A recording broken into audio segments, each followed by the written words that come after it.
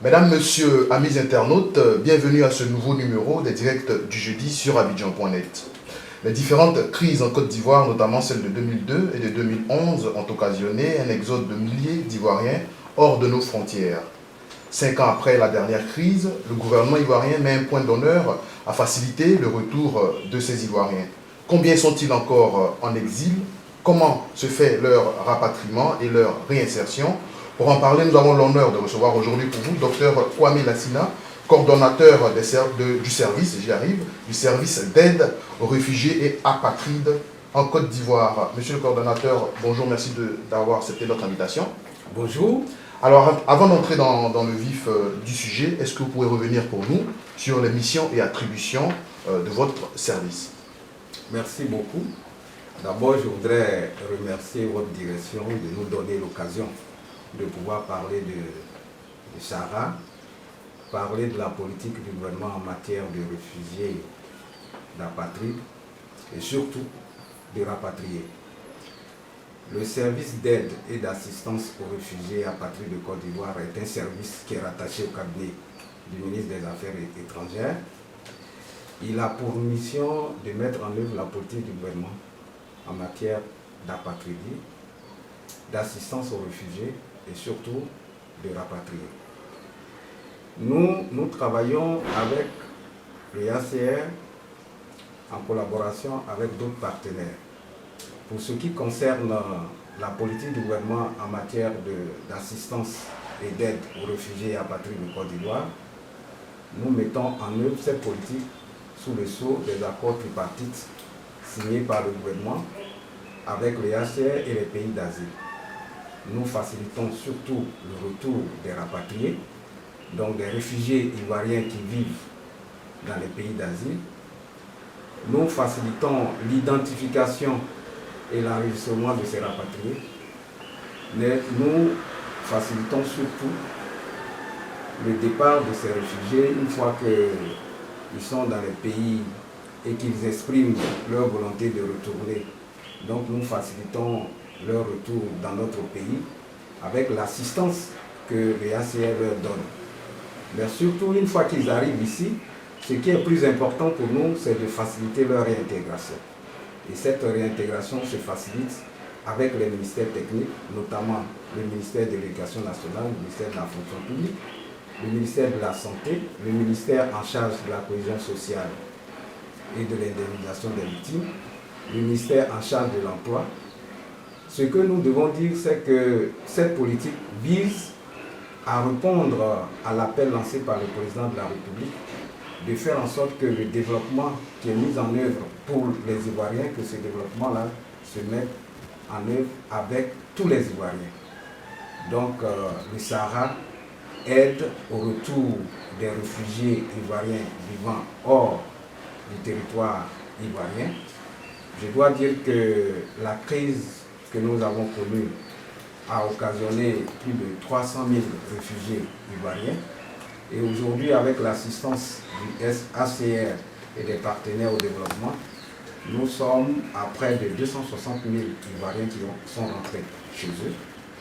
Et nous sommes heureux que cette mission-là, qui est conduite sous la coordination du Sahara, que cette mission se mette en œuvre de façon efficace et efficiente, en collaboration avec les HCR, avec des partenaires comme ASAPSU et Caritas. Docteur, nous allons vous prendre au mot. Vous avez parlé d'identification de ces réfugiés. Alors aujourd'hui, est-ce qu'on peut dire concrètement qui sont ces Ivoiriens qui sont en exil et dans quel pays vivent-ils hors de la Côte d'Ivoire? Ces Ivoiriens qui sont en exil, il y a des anonymes qui représentent la majeure partie de l'effectif. Et puis, il y a ceux qui sont connus, que nous appelons des hommes politiques. Et donc, ce sont ces deux catégories d'Ivoiriens là que nous rencontrons hors de notre pays, notamment dans 4 pays principaux au niveau de la sous-région. Il y a le Libéria où nous avons près de 20 000 réfugiés ivoiriens encore sur le sol libérien. Au Ghana, nous avons près de 11 000 actuellement. En Guinée, nous avons près de 7 000 et au Togo, près de 2 000. Donc disons qu'au bas mot, dans la sous-région, nous estimons à 40 000 réfugiés ivoiriens encore dans ces pays et nous faisons en sorte que ces réfugiés ivoiriens puissent retourner dans notre pays pour participer au développement de notre pays. Alors, docteur, aujourd'hui, avec l'ouverture des frontières terrestres entre le Libéria et la Côte d'Ivoire, et notamment la Guinée, est-ce que vous pensez que cela peut contribuer efficacement au retour de ces Ivoiriens? Mais évidemment, notre problème, c'est de permettre à ce que tous les Ivoiriens rentrent, parce qu'on est mieux que chez soi. Et comme vous le savez, les 260 000 Ivoiriens qui sont retournés chez eux, il y a près de 200 000, 198 000 qui sont retournés de façon volontaire. Ceux-là sont des anonymes, de façon volontaire, et il y a le reste, près de 60 000 qui sont retournés chez eux à travers des convois facilités par l'IACR, le gouvernement et les pays d'Asie. Donc je dois dire que la volonté du ministère des Affaires étrangères à travers le Sahara, c'est de permettre à ce que ces 40 000 qui sont encore dans les pays de la sous-région, dans ces 4 pays-là, puissent retourner facilement dans leur pays pour prendre leur part au développement de notre pays. Donc cela dit, le Sahara met en œuvre la politique du gouvernement. Il s'agit de faciliter leur réintégration. Mais le rapatriement qui est fait est sous le sceau des accords tripartites. Nous vérifions que, évidemment, ceux qui veulent rentrer expriment leur volonté. Une fois qu'ils expriment leur volonté, le ACR facilite avec l'appui logistique leur retour du pays d'asile vers la Côte d'Ivoire. Et c'est en ce moment-là que la grosse part qui incombe au gouvernement de faciliter leur réintégration, que cette grosse part-là se met en œuvre avec les ministères techniques. Aujourd'hui, vous comprendrez que quand nous abordons le cas du Ghana, il y a eu des réfugiés politiques qui sont entrés, notamment le ministre Kabé Bertin et Maréchal Kabé. Ils sont arrivés sous le sceau des conditions de sécurité et de dignité. Rien ne leur est arrivé. Ils sont venus, ils ont réintégré la fonction publique. Ça veut dire que les dispositions sont mises en place pour que cette réintégration-là se fasse dans les conditions normales qui ont été validées au niveau des accords tripartites. Donc c'est le lieu de dire encore à ces réfugiés ivoiriens qui sont dans les pays, notamment au Libéria, au Ghana, en Guinée, au Togo, que les conditions sécuritaires et socio-économiques sont remplies pour qu'ils viennent dans leur pays prendre leur part au développement. Une fois qu'ils arrivent, l'État de Côte d'Ivoire mettra tout en œuvre pour que leur réintégration se fasse dans les conditions aisées. Et cette réintégration-là prend en compte le volet insertion professionnelle. Le volet insertion professionnelle, pour ceux qui sont fonctionnaires, est dévolu à la fonction publique. Ils vont réintégrer la fonction publique. Maintenant, pour ceux qui ne sont pas fonctionnaires, les conditions d'aisance, les conditions de facilitation à travers les activités génératrices de revenus, à travers les grands projets que l'État de Côte d'Ivoire a mis en place, notamment au niveau du ministère de l'Emploi jeune, ces conditions-là seront mises en œuvre, j'allais dire, avec l'appui du Sahara, notamment dans le développement et la promotion des activités génératrices de revenus. Et c'est ce que nous sommes en train de faire à travers, j'allais dire, une stratégie nationale d'aide et d'assistance aux rapatriés, aux réfugiés et aux rapatriés que nous sommes en train d'élaborer avec bien entendu l'appui de tous. Mais ce que je dois dire, c'est que ces réfugiés qui sont retrouvés hors du pays à cause des crises que nous avons vécues, ces réfugiés-là ont des enfants qui doivent aller à l'école ou qui partaient à l'école au moment où ils n'étaient pas encore exilés. Ces enfants qui retournent sont pris en charge par le système éducatif de Côte d'Ivoire et à la date d'aujourd'hui, je suis heureux de vous indiquer que 7000 de ces enfants-là ont pu réintégrer le système éducatif ivoirien et je dois dire que si ces enfants sont retournés tranquillement à l'école, ça veut dire que l'avenir de ces réfugiés qui sont encore là-bas, qui rentrent ici, cet avenir-là est assuré et donc c'est pour dire que tout est mis en place pour que les choses se déroulent dans les conditions socio-économiques requises pour que leur réintégration, en tout cas en Côte d'Ivoire, puisse avoir un impact durable sur le développement de notre pays. Les convois de réfugiés de retour en Côte d'Ivoire sont de plus en plus fréquents. Alors aujourd'hui, est-ce qu'on peut parler de chiffres? Combien de réfugiés sont de retour concrètement en Côte d'Ivoire? Et dans quelles conditions, dans quel cadre juridique s'opère ce retour en Côte d'Ivoire? Je prends votre question par, j'allais dire, la fin, pour dire que le rapatriement se fait, comme vous l'avez dit, sous l'égide des accords tripartites que la Côte d'Ivoire a signés avec les pays d'asile, bien entendu en collaboration avec l'UNHCR. Et ce sont ces accords-là qui définissent les conditions de rapatriement. La première condition de rapatriement qui nous est imposée, c'est la sécurité et la dignité.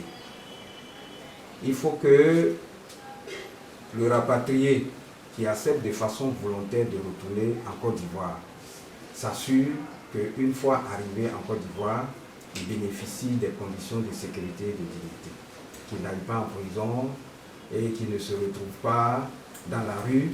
Et donc ces conditions-là sont aujourd'hui de mise, puisque, comme vous le savez, la Côte d'Ivoire a amélioré ses conditions sécuritaires et socio-économiques. Et cela vient manifester, j'allais dire concrètement sur le terrain, l'appel du président de la République de faire en sorte que tous les Ivoiriens qui sont hors du pays rentrent en Côte d'Ivoire pour se donner la main afin que la construction de notre pays se déroule avec l'appui de tous. Donc ces conditions sont réunies. Une fois que ces conditions sont réunies, il faut que le rapatrié accepte de façon volontaire de rentrer dans son pays. Que le réfugié accepte de façon volontaire de rentrer dans son pays. Une fois que cette décision est prise, il l'exprime à la représentation ACR du pays d'asile. Et cette représentation entre en contact avec ACR Côte d'Ivoire et à partir de ce moment-là, on commence à identifier tous ceux qui sont demandeurs de rapatriement. Et à partir de ce moment-là, ils dressent la liste et ils mettent en œuvre tout le processus qui part du pays d'asile jusqu'en Côte d'Ivoire. L'appui logistique est apporté par l'UNHCR et au niveau du parcours, il y a des partenaires comme ASAP Sud Caritas qui apportent les viatiques, les vivres, qui apportent la restauration. Et une fois qu'ils arrivent à la frontière de la Côte d'Ivoire, le gouvernement, à travers le Sahara et les ministères techniques, prennent en charge ces réfugiés, facilitent le convoi jusqu'au Sahara. Le Sahara les prend en charge, les identifie, prépare toute la documentation, prépare les convois vers leur lieu de résidence. À la date d'aujourd'hui, nous avons 260 000 Ivoiriens qui sont retournés de façon volontaire chez eux. Dans ces 260 000, on n'a pas eu besoin de faciliter le convoi pour près de 200 198 000 et nous avons facilité le convoi, c'est-à-dire que à peu près 59 000 ont été convoyés dans le système ACR Côte d'Ivoire, pays d'asile, vers la Côte d'Ivoire. Et dans ces 60 000, comme vous le savez, le ministre Kabé Bertin, maréchal Kabé et certains autres l'ont été. Et cela pour dire que quand nous faisons les statistiques, il y a sur les 260 000, il y a près de 200 000 qui sont venus de façon anonyme, qui sont rentrés de façon volontaire, on n'a pas besoin de faire du bruit. C'est les 60 autres 000 à peu près, les 59 000 qui sont rentrés dans notre pays avec des convois facilités par le UNHCR, la Côte d'Ivoire, le pays d'asile. Ça veut dire que ces convois ont été facilités sous le sceau des accords tripartites. Et à la date d'aujourd'hui, dans la sous-région, on estime à près de 40 000 Ivoiriens. Au-delà de la sous-région, les réfugiés ivoiriens qui sont dans le monde sont estimés à près de 56 000. Voilà. Amis internautes, je rappelle que nous sommes en compagnie de Dr Kwame Lassina, coordonnateur des services d'aide aux réfugiés et apatrides. Avec lui, nous abordons notamment la question du retour des réfugiés ivoiriens. 260 000 réfugiés, selon vos dires, sont déjà de retour en Côte d'Ivoire. Il en reste à peu près la moitié encore hors de nos frontières. Moins que ça. Il ne reste pas la moitié, il reste, comme je l'ai dit, 40 000 dans la sous-région, et les 40 000, on a près de 19 000 au Libéria. Le Libéria, c'est là où on a beaucoup plus de réfugiés ivoiriens. Après le Libéria, il y a le Ghana, on a 11 000. Après le Ghana, on a la Guinée où on a 7 000. Et puis le Togo où on a 2 000. 5 ans après la crise, aujourd'hui, comment comptez-vous y prendre pour réussir ce pari de faire retourner tous ces Ivoiriens-là dans leur pays? Je dois dire que 5 ans après, on avait 300 000 réfugiés hors de Côte d'Ivoire. Et sur les 300 000, vous voyez qu'il y a 260 000 qui sont rentrés. Donc en 5 ans, je crois qu'il faut féliciter le gouvernement pour le travail abattu. Comme vous le savez, au lendemain de la crise post-électorale, l'une des priorités du président de la République, c'est de faire en sorte que la cohésion sociale soit une réalité en Côte d'Ivoire, qu'on pense toutes les fractures sociales et qu'on permette à ce que les Ivoiriens se regardent en frères et sœurs pour se donner la main et construire le pays. Et donc c'est pour cela qu'il a lancé cet appel-là, invitant tous ceux qui sont hors du pays, qui se font, j'allais dire, passer pour des exilés, que tout cela rentre dans notre pays pour participer pleinement au développement du pays. Et je pense que 5 ans après, quand nous faisons le bilan, nous nous rendons compte que 260 000 sont rentrés. Donc nous avons, vous faites les statistiques, vous vous rendez compte qu'on a plus de 70%, 80% qui sont rentrés. Donc si nous avons plus de 80% qui sont rentrés, il faut féliciter le gouvernement et à travers le gouvernement le Sahara et tous les ministères techniques qui sont partie prenante de cette opération. Je dois dire que 2012, 2013, 2014, le ministère des Affaires étrangères a pris son bâton de pèlerin pour sillonner les pays de la sous-région, notamment le Libéria, le Ghana et le Togo. Et donc c'est le lieu de reconnaître le travail éminemment abattu par les différents ambassadeurs, en particulier son Excellence Bernard Koutouan au Ghana et son Excellence Soro au Libéria, au Togo, au Libéria, au Libéria, qui ont facilité ces campagnes de sensibilisation auprès des réfugiés, qui ont montré la nécessité de faire en sorte que ces réfugiés-là rentrent dans notre pays. Et comme vous le savez, les conditions de sécurité, de dignité étant remplies, c'est donc une invitation qui a été lancée. Donc, qu'est-ce que nous devons faire maintenant pour permettre à ce que cet effectif résiduel de réfugiés puisse être soldé, permettre à ce que ces réfugiés-là rentrent dans le pays. Mais ce que nous devons dire, c'est des campagnes de sensibilisation. Des campagnes de sensibilisation auprès de ces réfugiés qui sont encore frappés, j'allais dire, de peut-être mauvaises informations. Mauvaises informations, ils n'ont pas toute la teneur de l'information en matière du climat sécuritaire qui existe en Côte d'Ivoire. Quelqu'un qui sort du pays et qui se retrouve peut-être dans les conditions d'aisance, avant de retourner, il va essayer de mettre les conditions de son existence au pays d'asile et celles de son pays de résidence, il va le mettre dans la balance. Et si la balance ne penche pas de notre côté, il va être toujours enclin à demeurer dans le pays d'asile. Donc c'est l'information qu'il faut donner. Et je dois dire qu'il y a des campagnes de sensibilisation que nous allons accentuer. Ces campagnes de sensibilisation vont prendre en compte la nécessité de permettre à ce que ceux qui sont retournés, les rapatriés, puissent aller communiquer avec ceux qui sont restés dans les pays d'asile pour leur montrer l'importance de rentrer et que les conditions sont revues, que ce qui est plus important, l'État de Côte d'Ivoire a mis en place toutes les commodités en matière de réintégration et donc dès qu'ils rentrent, ils trouveront de quoi s'insérer facilement dans la vie professionnelle, de quoi faciliter l'intégration de leurs enfants dans le système éducatif, mais surtout permettre à ce que ceux qui ne sont pas à la fonction publique, ceux qui n'ont pas de travail décent, puissent, à travers les projets générateurs de revenus, trouver, j'allais dire, de quoi suivre.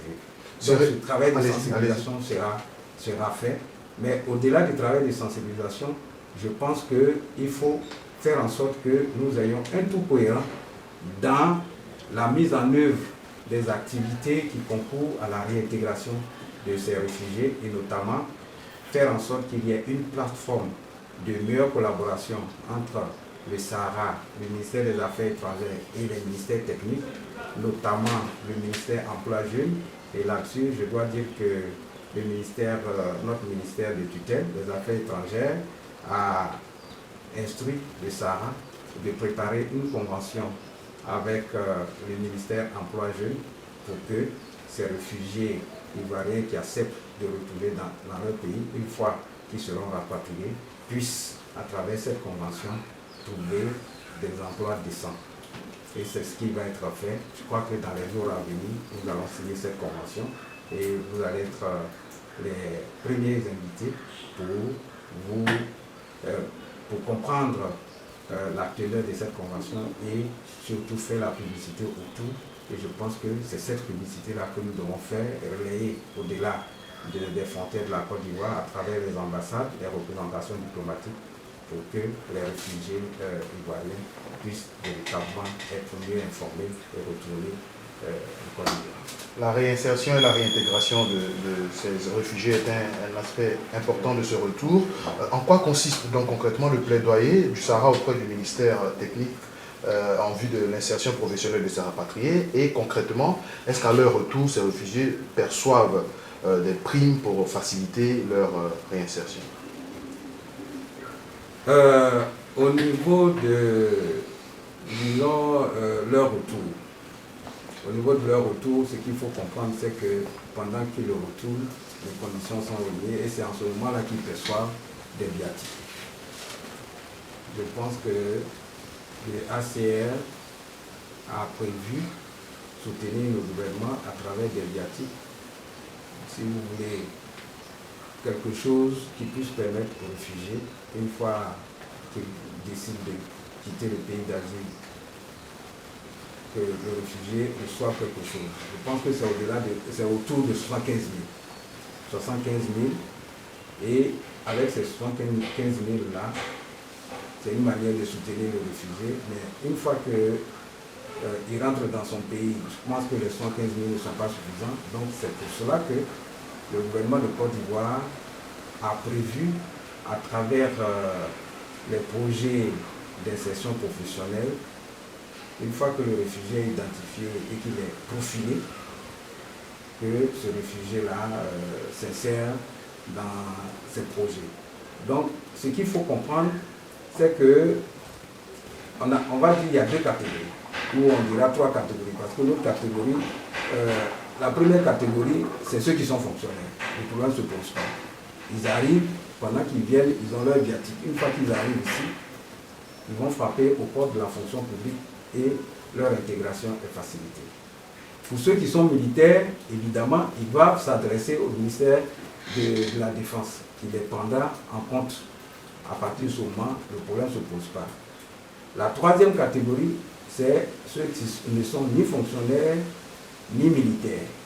Ceux-là, ils se retrouvent dans la grande masse et comme tout Ivoirien, une fois qu'ils arrivent, l'État de Côte d'Ivoire a prévu des guichets emploi. S'ils sont jeunes, ils rentrent dans la catégorie des jeunes. Ils vont frapper aux portes du ministère en charge de la jeunesse et de l'emploi. Et donc, pour faciliter cela, nous avons mis en place ce mécanisme avec le ministère en charge de l'emploi pour que, une fois que le rapatrié arrive, une fois qu'il est identifié, nous puissions l'orienter vers le ministère emploi jeune. Mais au-delà de cela, ceux qui n'ont pas de qualification ont besoin d'être appuyés par une formation professionnelle. Et c'est pour cela que nous sommes en train d'élaborer un grand projet intégré qui prendra en compte toute cette dimension pour permettre à ce que le rapatrié qui arrive ne soit pas mis sur la touche, au contraire qu'il soit assisté et qu'il ne sente plus le besoin de retourner dans le pays d'asile. Parce qu'il faut qu'on leur offre les meilleures conditions de vie en Côte d'Ivoire, c'est chez eux. Et ces conditions de vie-là, c'est l'État de Côte d'Ivoire qui les prépare en relation, bien entendu, avec les partenaires au développement. Et donc, il appartient au Sahara, au ministère des Affaires étrangères, d'élaborer toute une stratégie pour permettre à ce que ce résiduel d'effectifs de réfugiés, les 40 000, comprennent que le gouvernement met une part active à leur retour. Et c'est ce qui est fait et c'est ce qui va être fait dans les jours à venir. Et je pense que nous avons confiance que ces 40 000 là, au-delà de ceux qui sont évidemment des irréductibles, vous allez comprendre, ceux qui sont vraiment des irréductibles, que ces 40 000 là arrivent. Et la preuve, c'est que le mardi, nous allons accueillir plus de 120 000 venant de Guinée. Je pense qu'avec 120, pardon, nous allons 120 réfugiés, pardon, 120 réfugiés qui viennent de Guinée. Et je pense que l'ouverture de la frontière, comme nous l'avons souhaité, cette ouverture-là est une bouffée d'oxygène pour nous. Ça permettra de pouvoir réduire l'effectif des réfugiés, les 7 000 qui sont actuellement en Guinée, c'est de pouvoir les réduire. Et je crois que s'il n'y avait pas eu cette fermeture de frontières, aujourd'hui, on aurait dépassé les 40% de rapatriement au niveau de Guinée. Et c'est ce qui va être fait. Je crois que le gouvernement, dans sa dynamique de faire revenir tous les Ivoiriens, est sur la bonne pente. Dernière préoccupation, monsieur le coordonnateur, certains réfugiés sont confrontés à des problèmes de papier, notamment des extraits de naissance et jugements supplétifs. En tant que service d'aide aux réfugiés et aux apatrides, qu'est-ce qui est fait concrètement pour apporter une solution à ce problème? Ok, ce qui est fait à ce niveau est tout à fait simple. Je pense que dans la convention avec le HCR, il y a 3 projets principaux. Il y a un projet qui concerne la documentation. Et à ce niveau-là, le Sahara est en train de mettre tout en œuvre pour que ces rapatriés qui sont frappés d'absence de documents, que ces rapatriés puissent obtenir leur documentation. Et je pense qu'il y a 3 cas. Le premier cas, c'est les personnes nées en Côte d'Ivoire qui ont perdu leurs documents ou qui ne sont pas déclarés à l'état civil. À leur retour, le Sahara facilite l'établissement des actes de naissance. À partir de ce moment, il n'y a pas de problème. Deuxième cas, c'est les enfants qui sont nés dans les pays d'Asie. Ils sont nés dans les pays d'Asie et ils sont déclarés à l'état civil de ces pays-là. Et donc, une fois qu'ils rentrent ici, le Sahara facilite la retranscription des actes d'état civil à travers le décret numéro 65-431 du 23 décembre 65. Mais cette retranscription pose problème parce que la procédure est longue. Il faut qu'une fois qu'ils rentrent ici, ils s'adressent au ministère des Affaires étrangères qui facilite cette retranscription. Et le ministre des Affaires étrangères a souhaité que directement cette retranscription se passe dans les ambassades. Donc, je crois que dans les jours à venir, dans les mois à venir, cette retranscription sera une réalité dans les missions diplomatiques et les missions consulaires. Troisième cas, c'est là où l'enfant qui est né, qui n'a pas été déclaré. Il n'a pas été déclaré surtout dans le pays d'asile et il arrive en Côte d'Ivoire. C'est là où le problème se pose et le gouvernement a mis en œuvre tout un mécanisme qui prend en compte le ministère des Affaires étrangères, le ministère de l'Intérieur, le ministère de la Justice. Et des discussions sont en cours pour qu'on puisse trouver des solutions idoines à ce cas-là. Et donc, tout cet ensemble fait l'objet d'un projet qui est piloté par le Sahara. Et donc, pour éviter qu'on ait des apatrides, c'est pour cela qu'il y a un plan national d'apatridie qui est en élaboration. Et lorsque ce plan sera adopté, bien entendu, tous ces volets qui concernent les problèmes liés à la documentation, tous ces volets seront réglés. Et je crois qu'on n'aura pas de problème d'apatridie en Côte d'Ivoire. On espère bien. Oui, l'objectif, c'est de faire en sorte qu'il n'y ait pas d'apatride en Côte d'Ivoire. Hein, parce que quand vous n'avez pas de papier, vous n'avez pas de documents, vous êtes considéré comme apatride, vous ne pouvez pas circuler, vous ne pouvez même pas utiliser les documents pour faire vos actes de la vie civile. Donc à partir de ce moment-là, il est tout à fait important que le gouvernement se pense sur cette question. Mais ce problème est général, ce n'est pas seulement lié aux réfugiés apatrides, même ceux qui sont sur le territoire ivoirien, vous allez vous rendre compte que à la naissance, il y a peu d'Ivoiriens qui sont déclarés. Donc, c'est dans un cadre général que ce problème sera réglé. Mais comme c'est particulier pour les rapatriés, parce que